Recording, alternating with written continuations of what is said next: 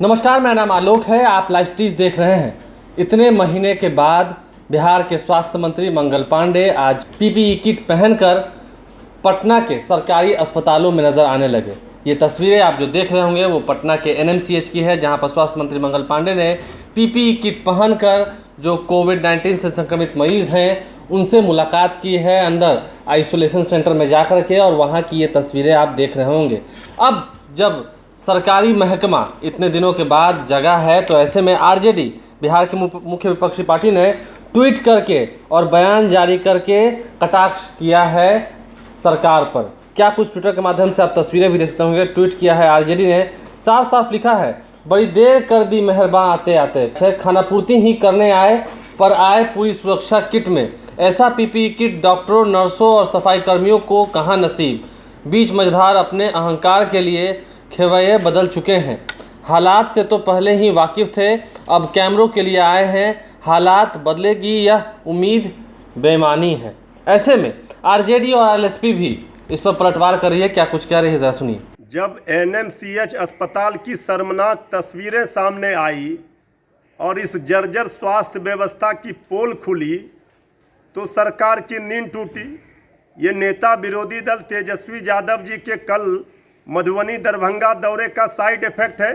तेजस्वी यादव जी ने कल आईना दिखाया था सरकार को कि सरकार के माननीय मंत्री सोए हुए हैं, आराम फरमा रहे हैं और बिहार की जनता कराह रही है, त्राहिमाम मचा हुआ है।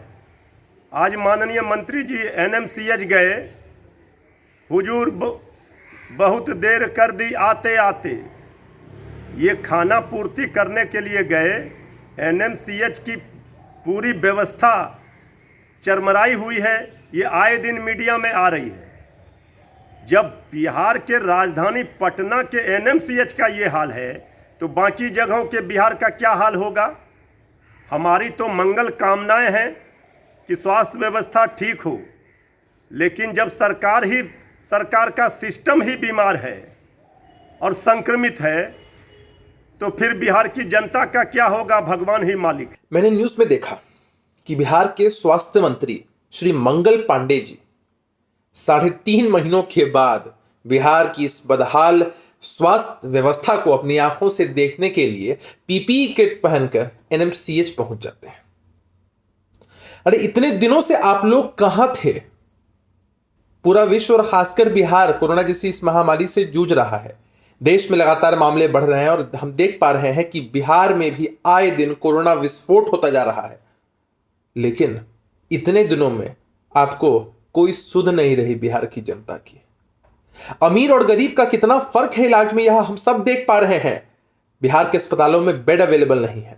जो प्राइवेट हॉस्पिटल्स हैं उनकी फीस बहुत मोटी है और वहां भी इलाज ढंग से नहीं किया जा रहा है। वे लोग भी पेशेंट्स को नहीं लेना चाह रहे हैं।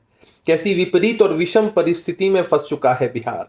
और इन सब के बीच जो जिम्मेदार लोग हैं, मंत्री महोदय हैं, मुख्यमंत्री महोदय हैं, किसी कार्रवाई के लिए जरा भी तत्पर दिखाई नहीं देते हैं। मुख्यमंत्री जी तो कब से एक अन्य मार्ग में ही है और स्वास्थ्य मंत्री जी भी, आश्चर्य होता है।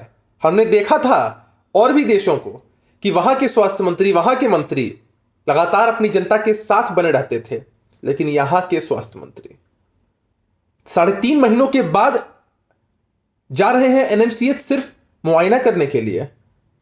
अरे स्वांग रचना छोड़कर इन लोगों को बिहार की जनता की असली सेवा करनी चाहिए। त्रस्त है बिहार दोहरी मार से।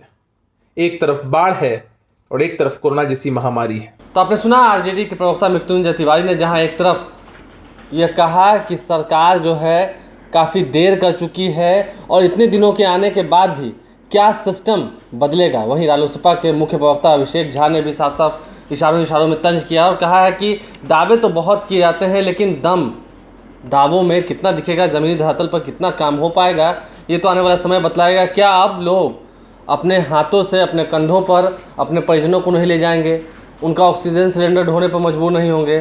क्या ऐसा नहीं होगा? देखते हैं आने वाले दिनों में। नहीं होगा तो और अच्छी बात है बिहार के लिए। हमारे चैनल को सब्सक्राइब कर लें, साथ साथ फेसबुक पेज भी लाइक करें। इसके अलावा ट्विटर हैंडल पर लाइव स्ट्रीम को फॉलो करें। धन्यवाद।